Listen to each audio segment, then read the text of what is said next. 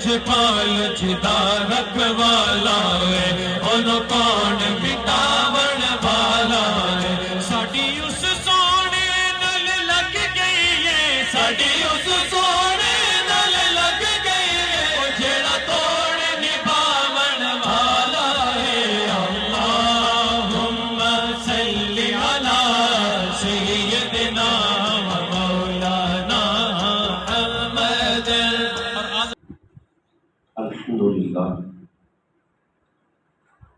الحمدللہ رب العالمین والعاقبۃ للمتقین والصلاة والسلام علی سید الانبیاء والمرسلین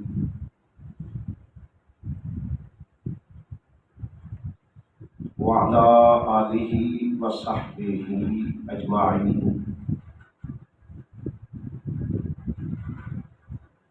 اما بعد اعوذ باللہ السمیع العلیم من الشیطان الرجیم بسم اللہ الرحمن الرحیم قل بفضل اللہ وبرحمتہ فبذلک فلیفرحوا هو خیر مما یجمعون آمنت باللہ صدق اللہ مولانا العظیم ان اللہ وملائکتہ یصلون علی النبی یا ایھا الذین آمنوا صلوا علیہ وسلموا تسلیما اللہم صلی علی سیدنا و مولانا محمد وعلی آلہ وصحبہ وبارک وسلم مولایا صلی وسلم دائما ابدا علی حبیبک خیر الخلق کلہم یا رب بالمصطفیٰ بلغ مقاصدنا واغفر لنا ما مضى یا واسع الکرم مولایا صلی وسلم دائما ابدا علی حبیبک خیر الخلق کلہم یا رب بالمصطفیٰ بلغ مقاصدنا واغفر لنا ما مضى یا واسع الکرم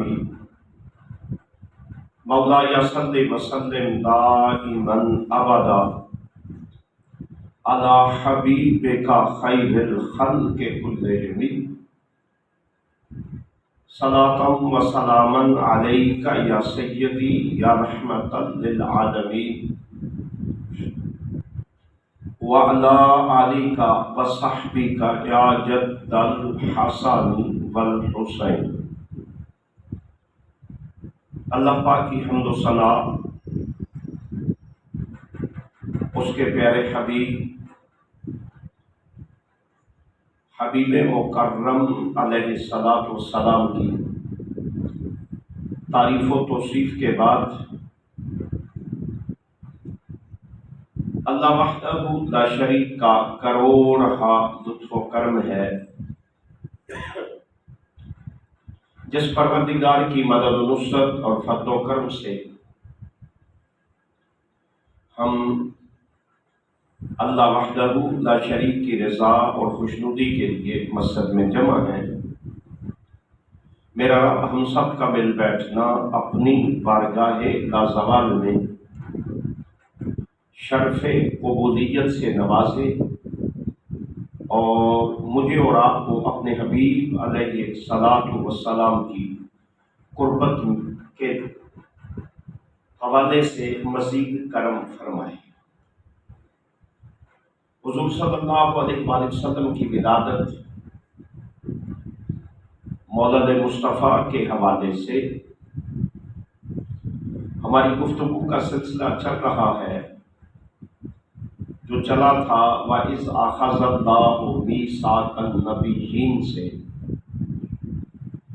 और फिर हम पिछले जुमातुल मुबारक पर पहुंचे कि कुल बिफ़ज़लिल्लाहि व बिरहमतिही फबिज़ालिका फ़लयफ़रहू हुवा खैरुम मिम्मा यजमऊन,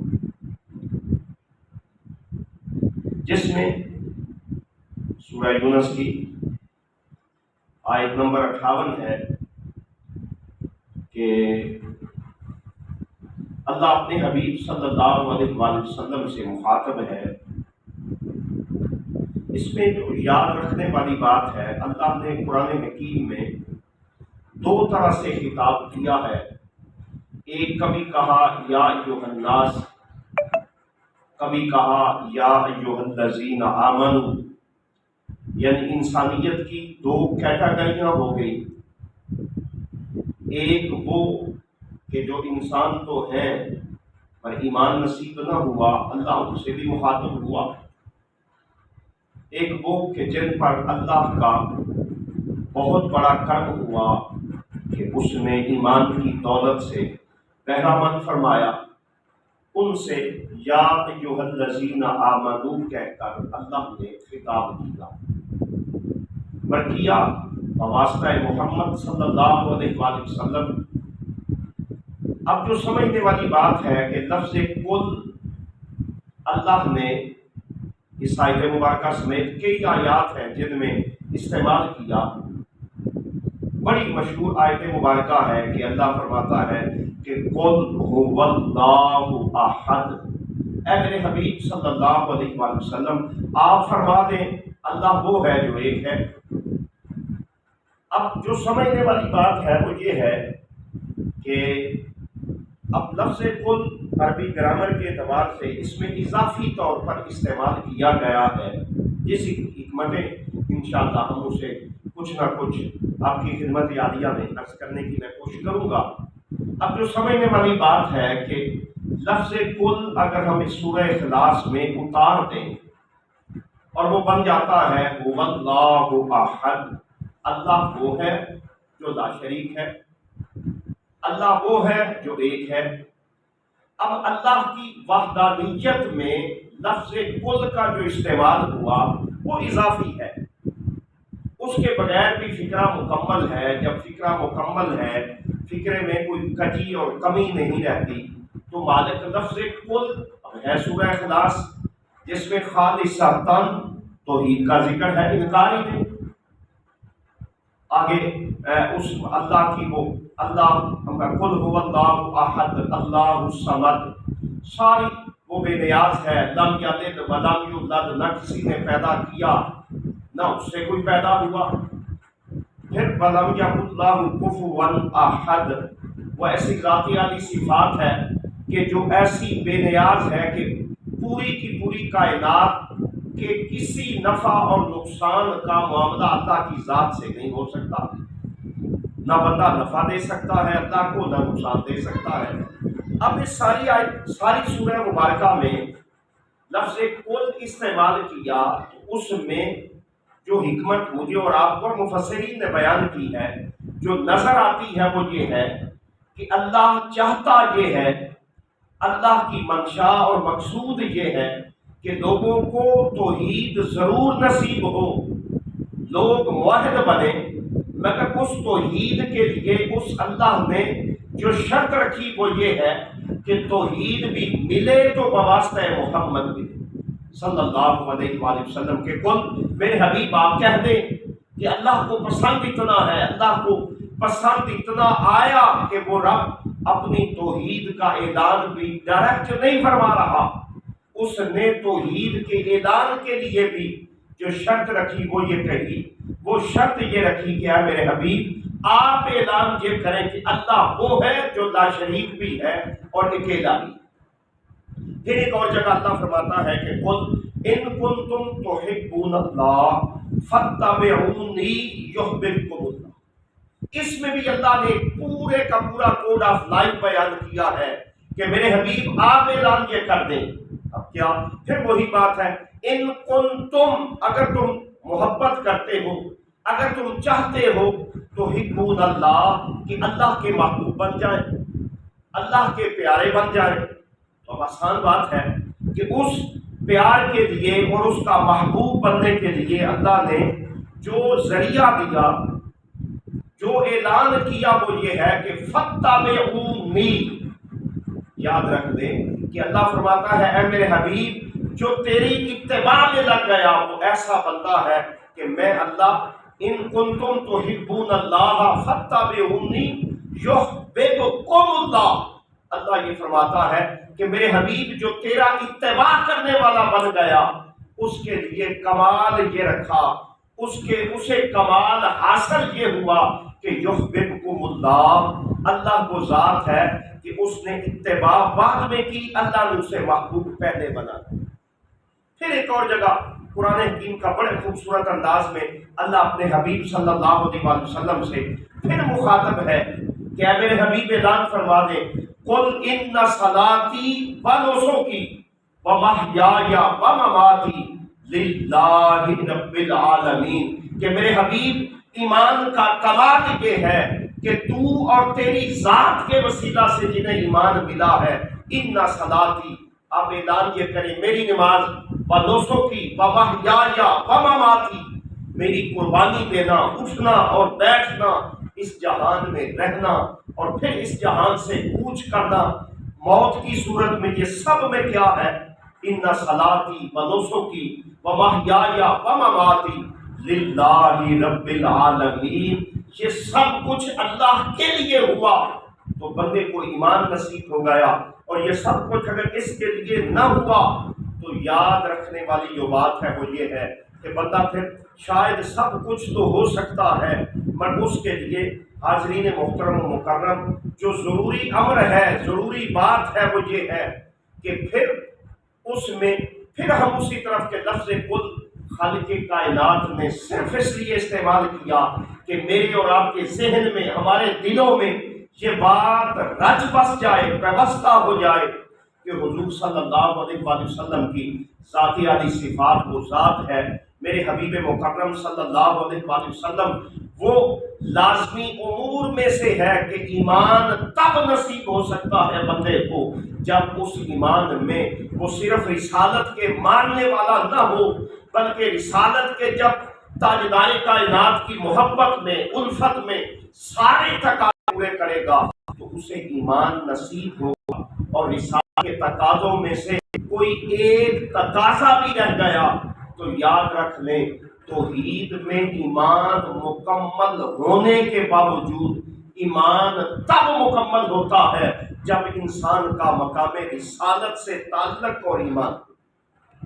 ایک بندے کا ایمان کریم آقا صلی اللہ علیہ وسلم کی ذاتی عالی صفات پر نہیں ہے یا اس طرح نہیں ہے جس طرح اللہ چاہتا ہے، تو یاد رکھنے والی جو بات ہے کہ وہ سب کچھ ہو سکتا ہے، اسے ایمان نصیب نہیں ہو سکتا. ایمان کے لیے جو شرط ہے اللہ نے اعلان کیا کہ میرے حبیب آپ گواہی دیں اشہد ان لا الہ الا اللہ وحدہ لا شریک لہ.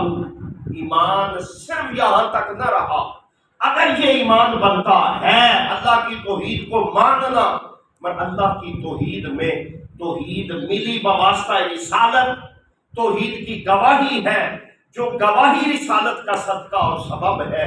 انسان اگر کہے کہ میں رسالت کو نہیں مانتا، میں توحید پر تو کلیت ایمان رکھتا ہوں، مگر حضور صلی اللہ علیہ وسلم کی ذاتی عالی صفات کو تسلیم نہیں کا. تسلیم کرنا یہ ہے کہ حضور کی ذات آئی 63 کی وہ زندگی مبارک ہے، اس کے بعد رسالت کی نہ ضرورت ہے نہ رسالت کے تقاضے ہیں. بلا شبہ وہ کہتا رہے کہ میرے سنت کا تو تقاضا کرتا ہوں، مگر تاجدار کائنات صلی اللہ علیہ وسلم کی ذاتی عالی صفات کا ایمان کی صورت میں مجھے ضرورت اور آقا کے امر کی احتیاج نہیں ہے. تو یاد رکھنے والی بات یہ ہے کہ وہ سب کچھ ہو سکتا ہے، کبھی بھی صاحب ایمان نہیں ہو سکتا. آپ کے لیے وہ طوالت کا اگر سبب نہ بن جائے، آج کل امت مسلمہ قادیانیت کے رد میں جمع ہے کہ ہم انہیں جو غلام احمد قادیانی کے ماننے والے ہیں، غلام احمد سمیت انہیں مسلمان نہیں مانتے۔ میرا، زید کا، بکر کا، یوں سمجھے ایک کوڈ آف لائف کا، ایک اسکول آف تھاٹ کا یہ نظریہ نہیں، یہ کل امت مسلمہ کا نظریہ ہے، جس میں اہل تسنن اور اہل تشیع دونوں کے ہاں یہ شرط ہے کہ ایمان کے لیے ضروری امر ہے کہ بندہ حضور کا ماننا تو اپنی جگہ، حضور کے اگر خاتم النبیین ہونے میں کوئی شک بھی کرتا ہے، گنجائش بھی رکھنے کی کوشش کرتا ہے، یہ سوچنے کی بھی کوشش کرتا ہے کہ حضور کے بعد کسی نبی اور رسول کی ضرورت بھی ہے، تو وہ صاحب ایمان ہے۔ اب سوچنے کی بات ہے کیا غلام احمد قادیانی اور اس کے ماننے والوں کا عقیدہ توحید پر کمزور ہے؟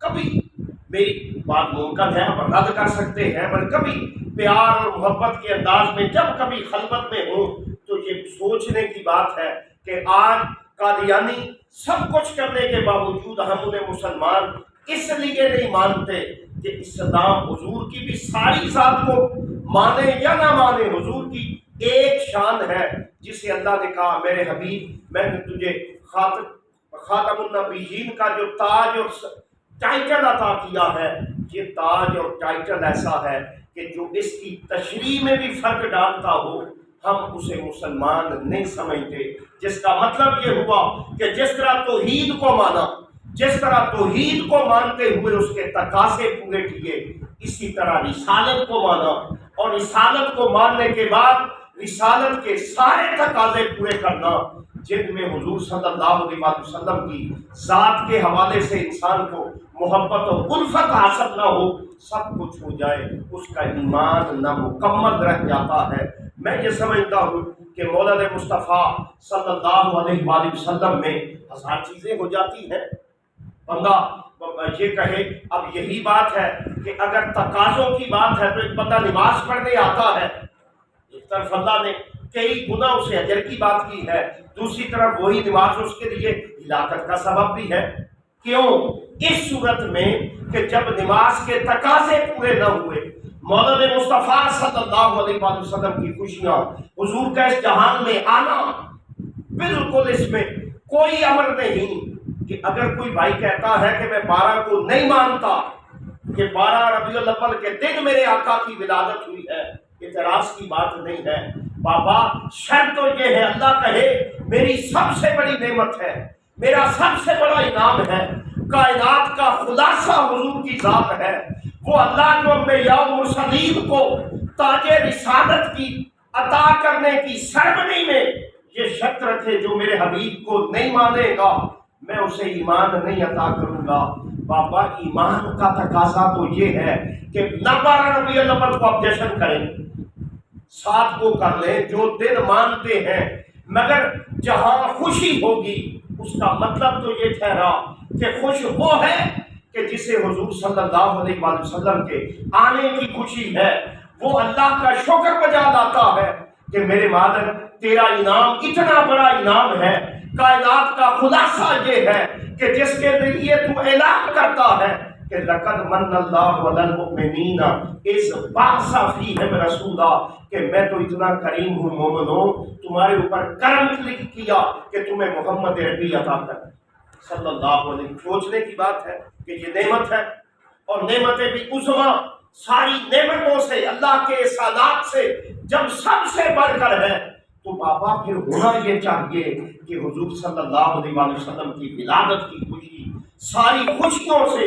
اولاد ملنے سے، ملک ملنے سے، نعمتیں ملنے سے، ان سب سے بڑی اور بڑھ جانی چاہیے، اس لیے کہ اللہ کی یہ نعمت اتنی بڑی ہے، اللہ کا یہ انعام اور احسان اتنا بڑا ہے کہ جس انعام اور احسان کے برابر کائنات میں کچھ بھی نہیں۔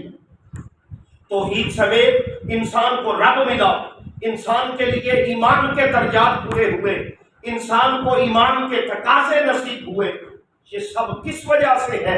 یہی وجہ ہے کہ علماء بیان فرماتے ہیں کہ شب میلاد مصطفیٰ ساری کائنات کی ساری راتوں سے اور ایام سے بڑھ اس لیے جاتی ہے۔ یاد رکھنے والی بات یہ ہے کہ مولد مصطفیٰ کی وہ 11 اور 12 کی رات اور دن اتنا بڑا اس لیے ہے کہ قرآن سمیت جتنی نعمتیں ملی ہیں وہ صدقہ محمد ملی صلی اللہ علیہ وآلہ وسلم۔ اگر حضور کی ذات نہ ہوتی، میرے آقا کا وجود مبارکہ نہ ہوتا، میرے آقا صلی اللہ علیہ وآلہ وسلم کی ولادت میرا اللہ اعلان نہ فرماتا، یاد رکھ لیں، یاد رکھنے والی بات ہے کہ پھر کائنات میں نہ کچھ ہوتا، نہ کسی ہونے کا وجود تھا۔ جو اللہ میرے اور آپ سے مخاطب ہو وہ مخاطب وسیلہ محمد سے ہو، وہ اللہ مجھے اور آپ کو عطا کرے تو وسیلہ محمد سے عطا کرے، وہ میرا اللہ مجھے اور آپ کو کچھ دینے کی صورت میں حضور صلی اللہ علیہ وسلم کے وسیلہ کی ذات عالی صفات کا بیان کرے، تو پھر بابا امر تو یہ ہوا، پھر سمجھ تو یہ آئی کہ دنیا میں جو کچھ ہے اور جو کچھ ملا وہ وسیلہ محمد ہے۔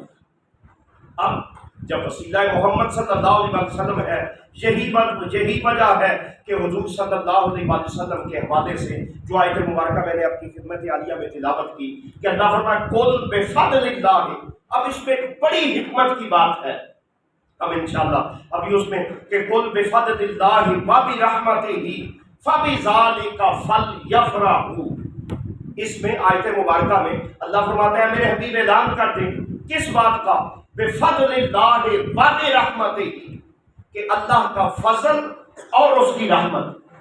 جو ساتھی عربی سے وہ محبت کرتے ہیں ان کے یہ ذہن میں ہوگا کہ ایک شرط ہے، دنیا جہان کی زبانوں میں ہم واحد اور جمع پڑھتے ہیں، اب جس زبان میں بھی جہاں چلے جائیں اس کا اصول یہ ہے کہ وہ واحد اور جمع کی صورت میں ملتی ہے، اور عربی ایک اپنی دنیا ہے، وہ واحد، تثنیہ اور پھر جمع۔ واحد کے لیے ایک ہی اشارہ ہوگا، تثنیہ کے لیے علیحدہ ہوگا اور پھر جمع کے لیے ہوگا۔ اب تثنیہ ہم کہتے ہیں دو کو، جیسے میں کہوں میں اور عارف صاحب یا میں اور امانت علی، اب اس میں جب میرے ساتھ جیسے ہم کہتے ہیں زید اور بکر، اب زید اور بکر کی تعریف یہ ہے کہ زید اور بکر دو چیزیں ہیں، زید اور ہے بکر اور ہے۔ جب زید اور ہے اور بکر اور ہے تو ان کے لیے ایسے ہیں جیسے آپ کہیں زید اور بکر کمرے میں آئے، کیا کہا زید اور بکر، اور اگر ہم کہیں بڑا ایک ایمان افروز، پہلی تو بات یہ ہے کہ یا تو ہم کہیں جی کہ اللہ استغفر اللہ بھول گیا، اور جب بھولتا نہیں اللہ کی نسبت یہ اشارہ کرنا بھی کفر ہے، گناہ ہے، ایمان سے دوری ہے، تو حاضرین محترم و مکرم اس کا مطلب یہ ٹھہرا کہ اللہ نے جب کہا قل بفضل اللہ، میرا فضل اور میری رحمت، جب دو کا ذکر کیا تو ہونا یہ چاہیے تھا کہ دو کے بعد جیسے میں نے کہا کہ زید اور بکر کمرے میں آئے، اگر بندہ کہے زید اور بکر کمرے میں آیا تو آپ کہیں گے یا تو خطابت کا رنگ تھا یا کوئی آرام نہیں تھا، ذہن کو آج کوئی مسئلہ تھا کہ سمجھ نہیں آئی کہ میں بات کر کے اب انسان ہے، الانسان مرکب من الخطا والنسیان شرط ہے، مگر یہ میرے اور آپ کے لیے ہے۔ میں نے عرض کیا سورہ یونس کی آیت مبارکہ آپ گھر جا کے تلاوت کر لیں، دنیا جہان کے کسی پکی روٹی پڑے ہوئے قاری صاحب سے بھی قدموں پر ہاتھ رکھیں، اب کہیں جی آج ایک عجیب سی بات ہے کہ وہ جمعہ پڑھنے گئے اور جمعے پر یہ ہوا کہ آیت مبارکہ تو ہے اللہ فرماتا ہے قل بفضل اللہ وبرحمتہ، کہ میرا فضل اور میری رحمت، جس کا مطلب یہ ہے کہ اللہ اعلان یہ فرما رہا ہے۔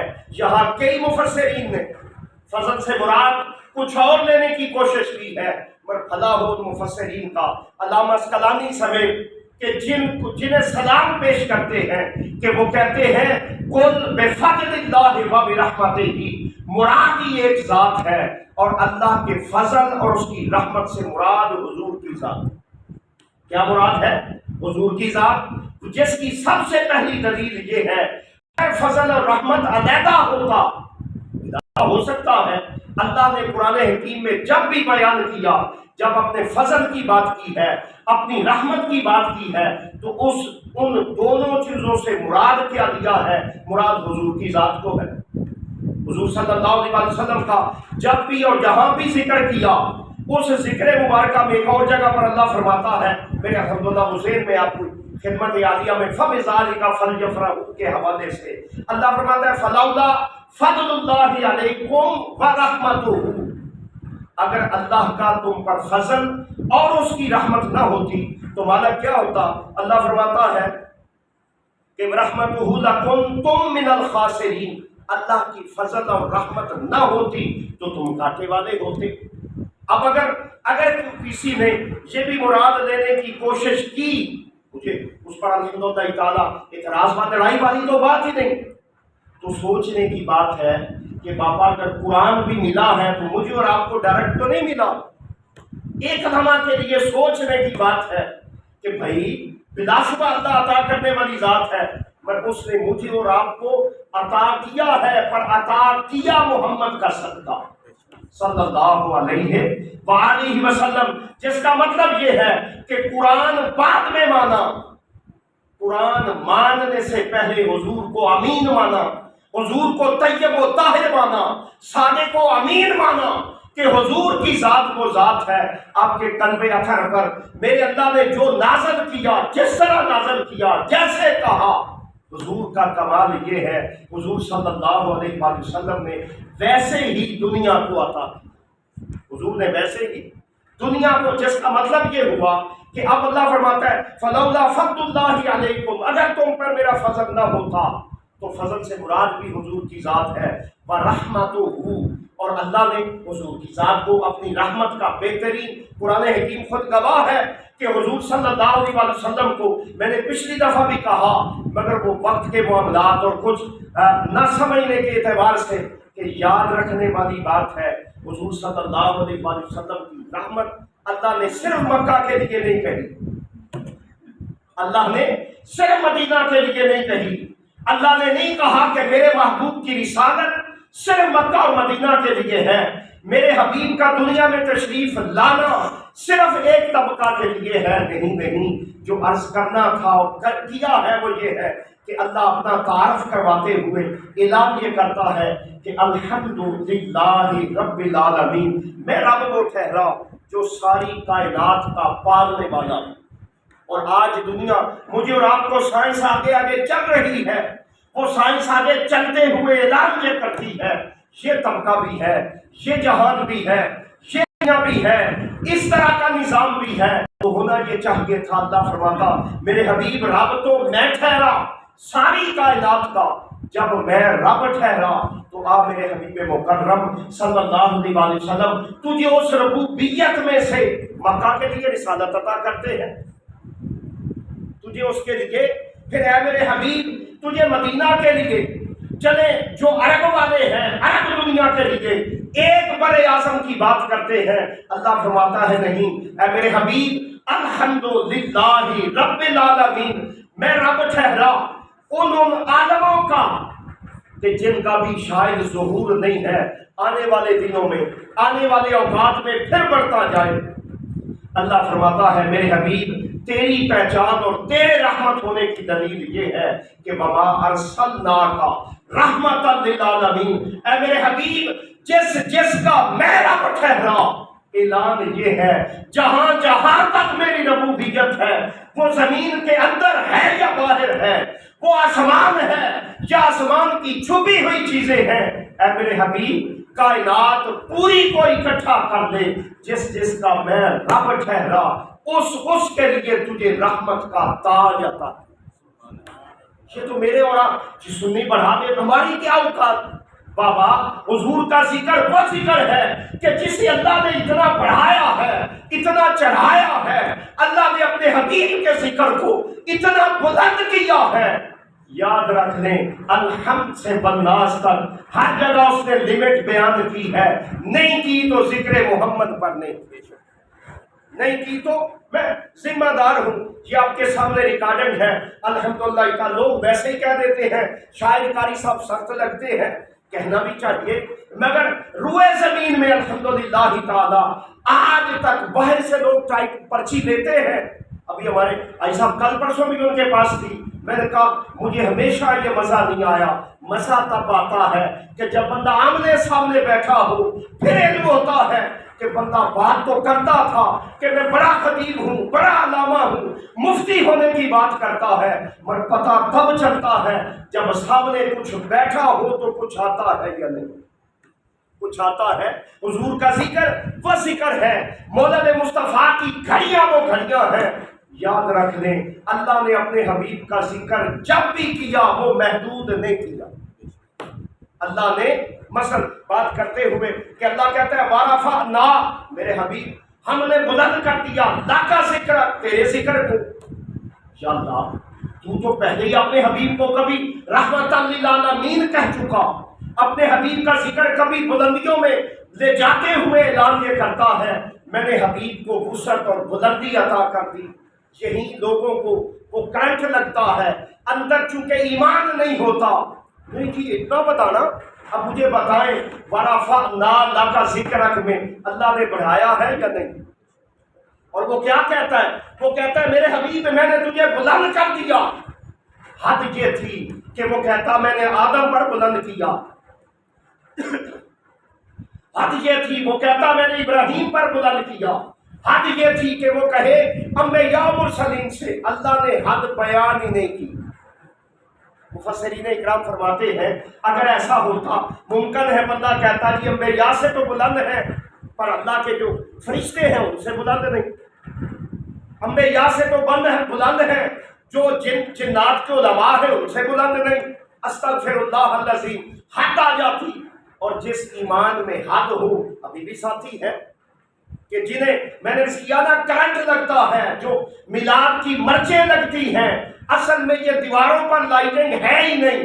آپ یقین کیجئے یہ ابھی ہم دیواریں سجا رہے ہوتے ہیں، گھروں میں لائٹیں کرتے ہیں، تو کمال ہے میلاد کی اس کرامت کا، اس نعمت کا کہ ابھی ہماری پہلی لڑی مسجد کی چھت سے نیچے تشریف لا رہی تھی کہ ایک بھائی کو میں نے کہا قربان جائے مولد مصطفیٰ تیری گھڑیوں پر کہ ابھی ہم نے لائٹیں چلائی نہیں ہیں. میں نے کہا بسم اللہ جی، پہلی لائٹ نیچے آئی تو بھائی کو کرنٹ لگ گیا. کیوں لگ گیا؟ بابا ہونا یہ چاہیے خوشیاں مولد مصطفیٰ کے لیے. میں کبھی انکار نہیں کرتا، نہ مجھے ایسا پڑھایا گیا.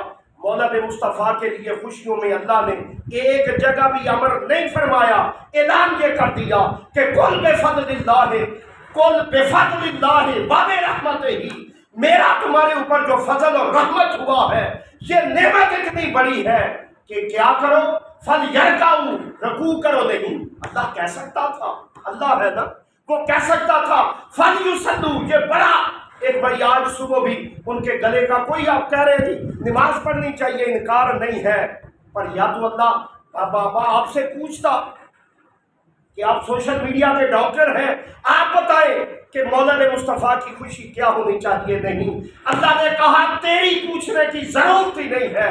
میں اللہ کا فتویٰ یہ ہے کہ جو یہ انعام ہوا اس انعام کا اجر یہ ہے فَبِذَلِكَ فَلْيَفْرَحُوا، تو خوشیاں منا. میرے مالک کتنی منائے؟ کہا اتنی منا جتنی بڑی نعمت ہے اس سے بڑھ کر خوشیاں منا. مگر خوشی کسے ہوگی؟ حضور کی ولادت کے لیے. حضرت عبدالمطلب آتے ہیں دوڑے دوڑے کہ میرے گھر میں اللہ نے حبیب مکرم کو عطا کر دیا. حضرت عبداللہ کے گھر میں جو آج چاند طلوع ہوا. اب پھر آپ کی خدمت عالیہ میں آتا ہوں کہ وہ ختم کرتے ہوئے اللہ نے کہا وَرَفَعْنَا، میرے حبیب تجھے اتنا بلند کر دیا. مولا کتنا؟ خالق کائنات فرماتا ہے جتنا میں اللہ بلند کر سکتا تھا. کیا کہا؟ اب ہے کوئی حد؟ وَرَفَعْنَا، میرے حبیب تجھے اتنا بلند کر دیا. مولا کتنا؟ کہا جتنا میں اللہ بلند کر سکتا تھا. محبوب تجھے بلند کر دیا. صرف اتنا؟ میں حضور فرماتے ہیں صاحب مشکات نے نقل کی قیامت کے دن میرا اللہ پھر میرے ساتھ خطاب کرے گا، کہے گا میرے حبیب وہ دیکھ تیری بلندیاں، وہ دیکھ تیری رفتیں، وہ تیری شانیں، تیرے اعلیٰ مقام. پر ابھی بھی دل نہیں بھرا، آج عرش بری ہے کہ تجھے مقام عطا کرتے ہیں۔ کون سا؟ نافلہ تلک عسیٰ ان یبعثک ربک مقاما محمودا۔ محبوب تجھے آج وہ مقام دینے والا ہوں۔ قاضی ثناء اللہ نے بیان کیا، امام فخر الدین رازی نے بیان کیا، پھر بڑی دنیا کی مفسرین کی لائن ہے جو بیان کرتے ہوئے علامہ آلوسی نے کہا، خدا کروڑ درجات بلند کرے، سید محمود آلوسی رحمت اللہ تعالیٰ علیہ کی ذات پر فرماتے ہیں مقام محمود یہ ہے کہ اللہ ساری دنیا سامنے ہوں گے نا، ہر کوئی ہوگا، وہ ٹرینڈ والے بھی ہوں گے، نئی والے بھی ہوں گے، ٹخنوں والے بھی ہوں گے، نئی والے بھی ہوں گے، اللہ سب کو سامنے بٹھا کر کہے گا۔ میں اسی لیے کہتا ہوں کہ قیامت ہے ہی نہیں، قیامت ہے ہی مولد مصطفیٰ کا جلسہ، قیامت ہے ہی مولد مصطفیٰ کا جلسہ۔ آپ کہیں گے کیوں بابا؟ کبھی حساب کتاب میں بھی مقام محمود ہوتا ہے، نکال دے۔ کبھی حساب کتاب میں جس سے حساب لینا ہے، کبھی ہوا میرا اور آپ کا تنازع ہو تو میں آپ کو کرسی دوں؟ کبھی سوچ کے دیکھ لے، کبھی ہوتا ہے ڈے آف ججمنٹ ہے، چھوٹی سی عدالت ہو۔ میں نے بڑی دفعہ بیان کیا، اب بھلا ہو وہ تحریک کے حوالے سے ہم ایک دفعہ عدالت میں گئے، میری بیٹھنے کا انداز ہے، میں وہ ٹانگ پر ٹانگ رکھ کے بیٹھا تھا، میرا لائر کہتا ہے آپ عدالت میں پہلی دفعہ آئے ہیں؟ میں نے کہا پہلی دفعہ ہی، اللہ ان سے بچائے۔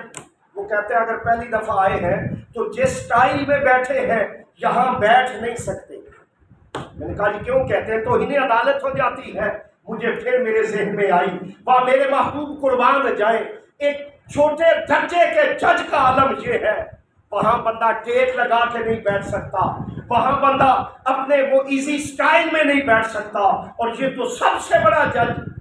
اللہ فرماتا ہے لمن الملک اليوم، آج کس کی بادشاہت ہے؟ للہ الواحد القہار۔ کوئی بول نہیں سکے گا میرے اور آپ کے لیے جو قیامت ہے صراط مستقیم والی۔ اب پڑھ لے، ناراضگی کی بات نہیں، میں نے قرآن کی آیت پڑھی، اللہ فرماتا ہے وَمِنَ اللَّيْلِ فَتَہجد بِهِ، میرے حبیب راتوں کو اٹھا کر تہجد کو مصلی پر آیا کر، یہ نفع والی چیز ہے۔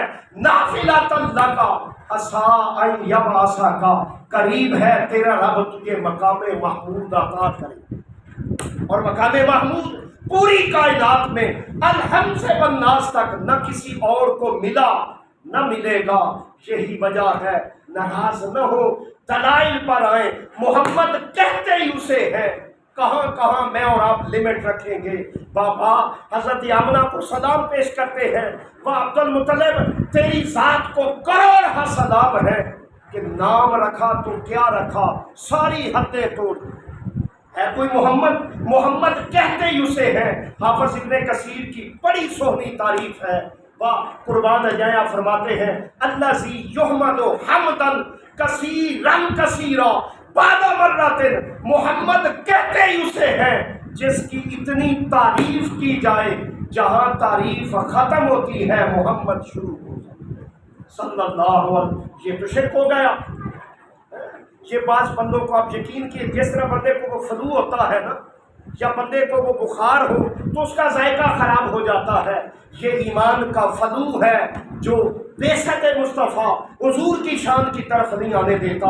ورنہ الحمد سے والناس تک اللہ کبھی حضور کی گلیوں کا ذکر کرتا ہے، کبھی اٹھنے کا ذکر کرتا ہے، کبھی بیٹھنے کا ذکر کرتا ہے، کبھی چلنے کا ذکر کرتا ہے، حتی الامروں کا انہم لفی سکرتہم یعمہون کہہ کر اعلان کرتا ہے۔ اے میرے مکرم تیری شان یہ ہے، تیری ساری زندگی کی میں اللہ قسم اٹھاتا ہوں۔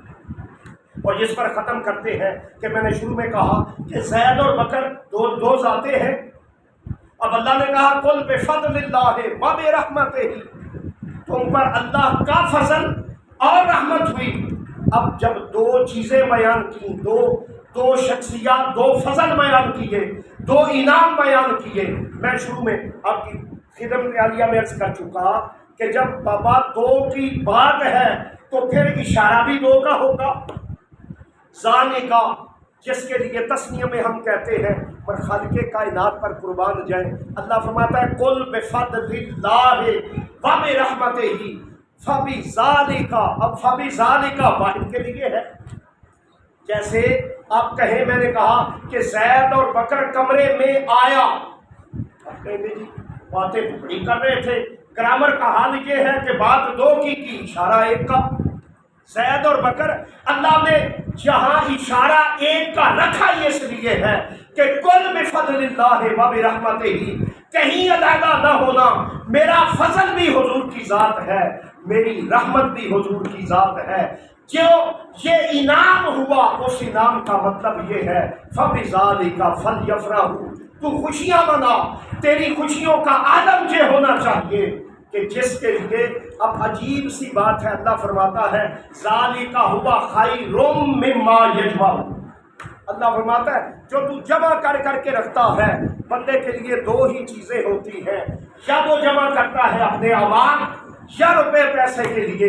اللہ نے کہا ان دونوں سے بڑھ کر انعام یہ ہے جب اللہ کا فضل ہوا، اللہ کا انعام ہوا، تو اس کا مطلب یہ ہے کہ پھر اس فضل اور انعام پر جس میں میں نے انکار نہیں کیا، رد نہیں کیا، اللہ فرما سکتے تھے خالق کائنات کہ یہاں ذکر ہو سکتا ہے، مگر اللہ نے جب خوشی کا ذکر کہا کہ تیری خوشیاں حد میں نہیں آنی چاہیے، لمٹ میں نہیں ہونی چاہیے، وہ خوشیاں اتنی ہونی چاہیے کہ پھر دوسرے کو یہ علم ہو جائے کہ یہ لائٹنگ کسی اور وجہ سے نہیں ہے، گھر سجایا ہے یہ کسی اور وجہ سے نہیں ہے، صرف اس لیے سجایا ہے کہ گھر سجا کے کہا دیکھ لیتے ہیں سرکار کدھر جاتے ہیں.